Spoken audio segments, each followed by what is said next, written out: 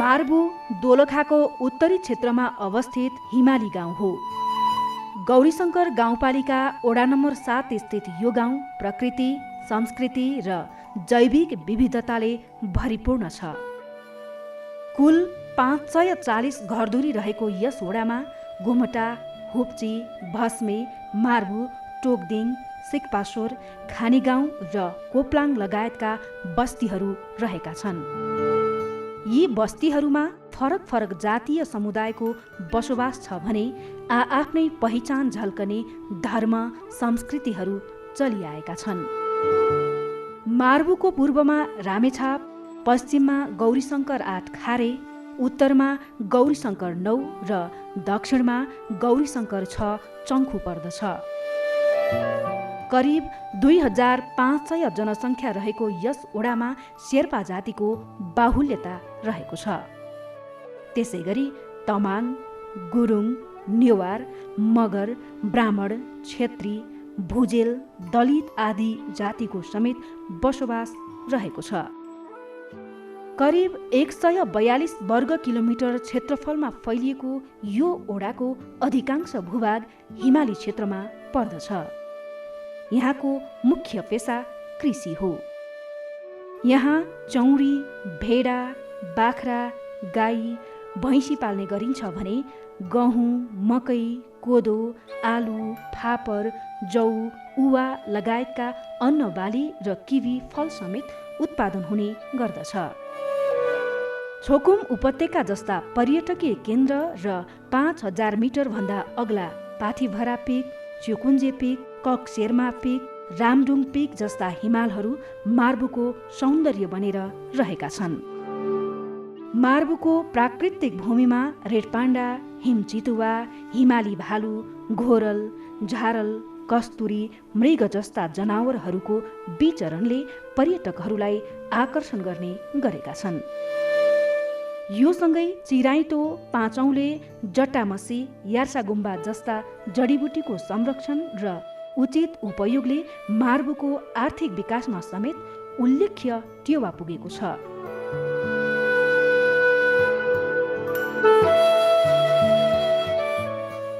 यसअघि विकट क्षेत्रको रूपमा चिनिने मार्बुलाई सङ्घीय संरचना पछिको निर्वाचित जनप्रतिनिधिहरूको विकास योजनाले सदरमुकाम र राजधानीसँग जोडेको छ।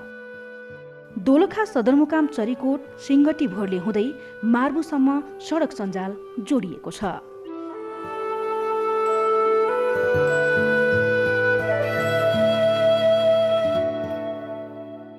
त्यसै गरी चङ्खु गोमटादेखि मार्बु सिकपासोर सडक, खानीगाउँ सिकपासोर सडक, मार्बु बालेमदाम्जी कृषि सडक, नाजिङ गोमाटा क्याल्दर सडक तथा निर्माणाधीन बालेमदाम्जी बुकुनी पर्यटन सडकले मार्बुको बस्तीहरूलाई जोड्नुका साथै पर्यटन प्रवर्धनमा समेत सहयोग पुगेको छ। त्यसै गरी टोपाटार मार्बु स्वास्थ्य चौकी पैदल मार्ग, खानीगाउँ सिकपासोर, सिकपासोर काडाघारी तथा सिकपासोर टोकदिङ पैदल मार्गले स्थानीयलाई आवत जावतमा सहज बनाएको छ। मलाई वडाबाट धेरै सहयोग मिलेको छ।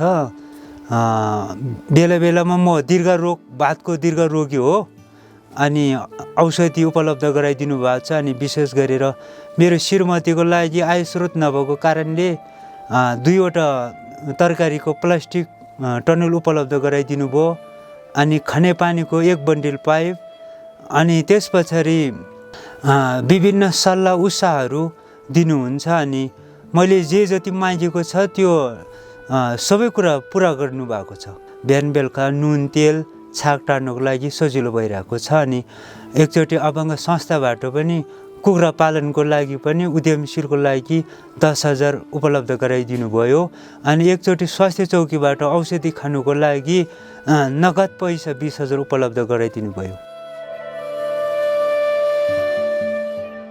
मार्बुमा विद्युतीकरण भएको छ।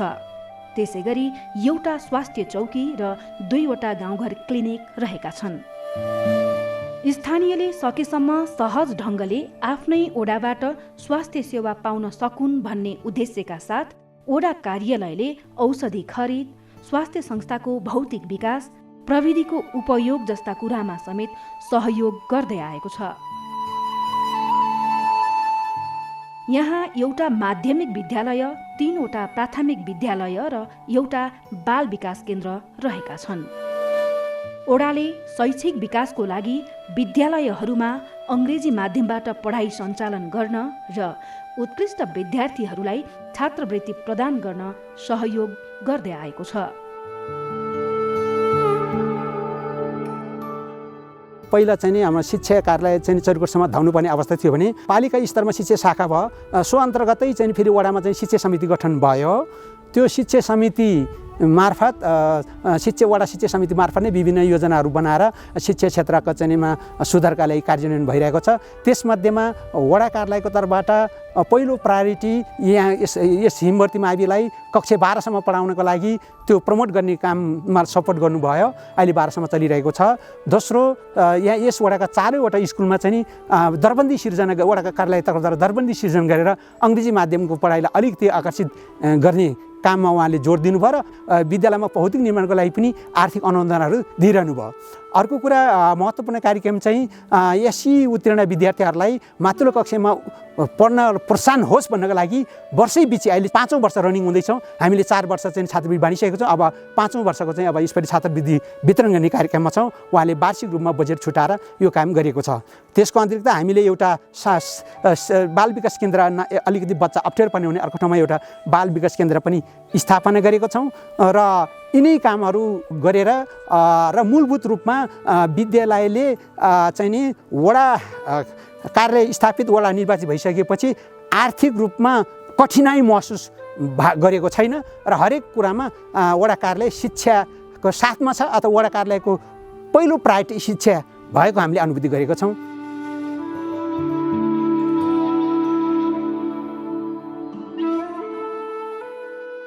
सिक्पासोरमा यार्जाङ गुम्बा र मार्बुमा छम्बा गुम्बा निर्माणाधीन छन् भने चन्द्रपुर, हुप्ची र खानीगाउँ शिवालय मन्दिरले धार्मिक पर्यटकहरूलाई आकर्षित गर्ने विश्वास लिएको छ। पछिल्लो समय मार्बु जिल्लाको जलविद्युत उत्पादनको केन्द्र समेत बन्दै गएको छ। मार्बुमा हनुपु, छोकुम, रामादाङ, पाम्लाखा, जोङखोला र घट्टे खोला रहेका छन्।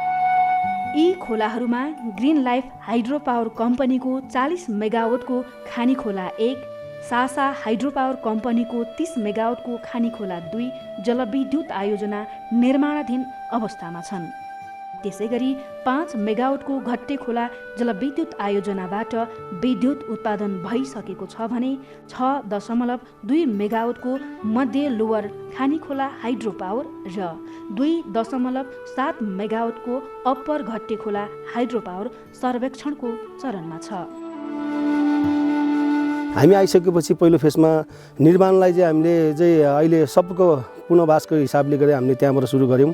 त्यसो हुँदै गर्दाखेरि हामीले यहाँ निर्वाचित हुनुभन्दा पहिला यो 20औं वर्ष चुनाव नहुँदाखेरि पनि हामीलाई यहाँ चाहिँ हाम्रो केही कर्मचारी साथीहरू र यो सब हिसाबले चलाइराखेका थियौँ। त्यसो हुँदा हामी आइसकेपछि यहाँको विकासको निम्ति मार्बुको लागि केही गर्छौँ भनेर चाहिँ हामीले अब यहाँ जनप्रतिनिधि भएर आइसकेपछि हामीले यहाँको शिक्षा, स्वास्थ्य, खानेपानी, सडक सबको हिसाबले गर्दा पहिलो हिसाबमा हामीले यहाँ हामी गौरीशङ्कर गाउँपालिका दोलखा जिल्लाकै उत्तरी भेग हामी मार्बुमा चाहिँ सडक एकदम थिएन। त्यसले हामीले पहिलो फेसमा हामीले सडकबाट सुरु गऱ्यौँ।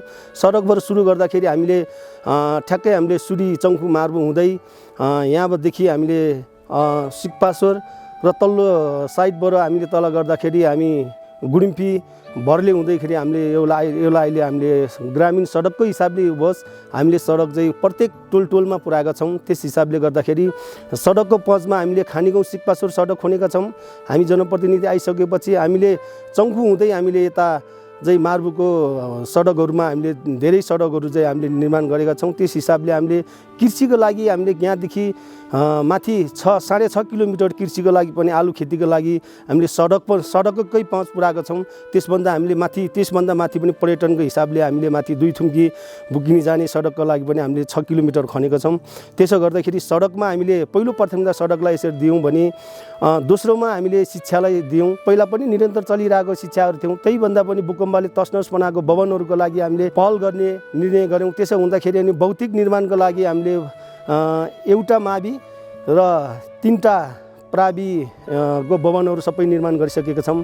त्यसो हुँदाखेरि हामीले एउटा बाल विकास केन्द्र पनि हामीले स्थापना गरेर हामीले बस्मेमा राखेका छौँ। त्यहाँका अलि मसिना बच्चाहरू यहाँ आउन अलि टाढो भएको कारणले त्यो पनि हामीले गरेका छौँ। त्यसो हुँदाखेरि विद्या नै हाम्रो धन हो। यहाँ विद्यालय बनेको सरस्वती हो, मन्दिर हो। यसैबाट चाहिँ हाम्रो सबै बालबच्चाहरू सबैले यहाँबाट सिक्ने मौका पाउँछ यसबाट भन्ने हिसाबले हामीले विद्यालयलाई हामीले प्राथमिकतामा दिएका छौँ। त्यसले गर्दाखेरि कुनै हिसाबमा पनि विद्यालयलाई चाहिँ हामीले कमी कमजोरी हुन दिँदैनौँ भन्ने हिसाबले पहिलो प्रथममा शिक्षालाई दिएर हामीले इङ्ग्लिस मिडियमबाट हामीले यहाँ वडा दरबन्दी कायम गरेर हामीले 4वटै स्कुलमा चाहिँ 2 वर्ष चाहिँ हामीले इङ्ग्लिस मिडियमको लागि भएर हामीले सुरु गऱ्यौँ।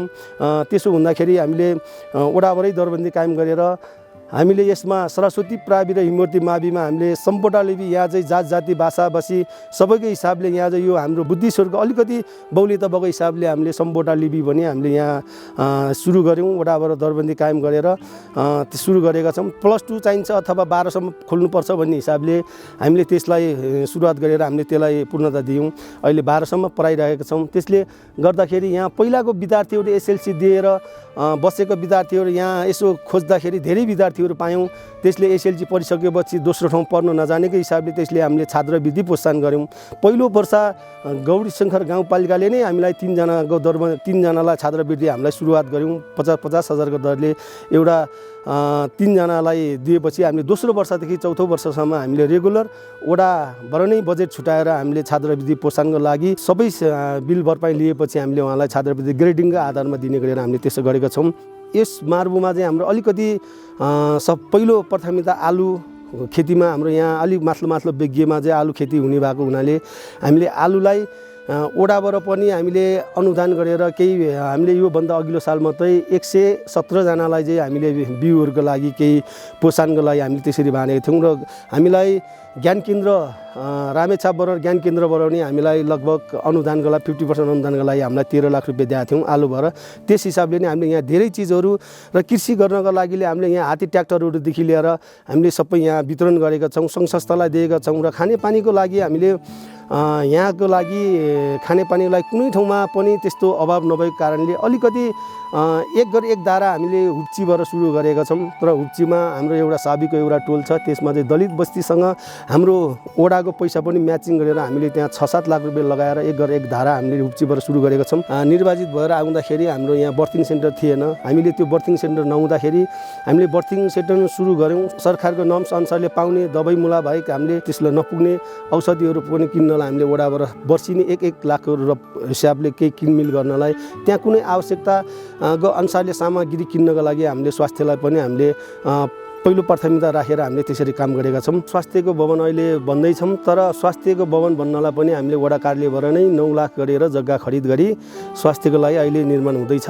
यो पहिलो वर्षबाट नै हामीले पर्यटन पदमार्ग अवलोकन भनेर हामीले त्यसरी सुरुवात गरेका थियौँ र पैत्रा यात्रा पनि हामीले सुरुवात गरेका छौँ। यहाँबाट छेरोल्पा चाहिँ सजिलै गर्नसँग जान सकिन्छ भनेर यहाँको चाहिँ अब जानलाई हामीलाई सहज पर्छ भनेर यहाँबाट सुरुवात गरेका छौँ। गौरीशङ्कर 7 मार्बुमा चाहिँ साबीको 1 नम्बर गोमाटामा चाहिँ 100 घर दूरी चाहिँ राष्ट्रिय पर्सन लाइन बत्ती बालिरहेका छौँ। तर त्यसभन्दा यता हुप्चीमा बन्नेमा अहिले हाम्रो त्यहाँ बत्तीको कुनै पनि पहुँच पुग्न सकेको छैन। र त्यसभन्दा यता साबीको 7 वडामा चाहिँ हाम्रो लघु जलविद्युत आयोजना बालिराखेका छौँ। त्यो चाहिँ हामीले अहिले पब्लिकलाई निर्वाचित भएर आइसकेपछि हामीले सब अहिले फ्री बालिदिएका छौँ।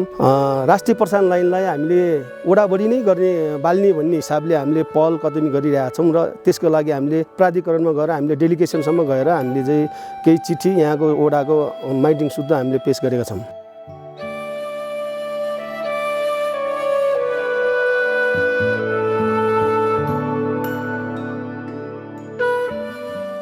गौरीशङ्कर 7 मार्बुमा सञ्चालित र सम्भावित जलविद्युत आयोजना बहुमूल्य जडीबुटी, प्राकृतिक सांस्कृतिक सम्पदाको विकासबाट आर्थिक समृद्धि प्राप्त भई जनताको जीवनस्तर उन्नत हुने कुरामा विश्वास गर्न सकिन्छ।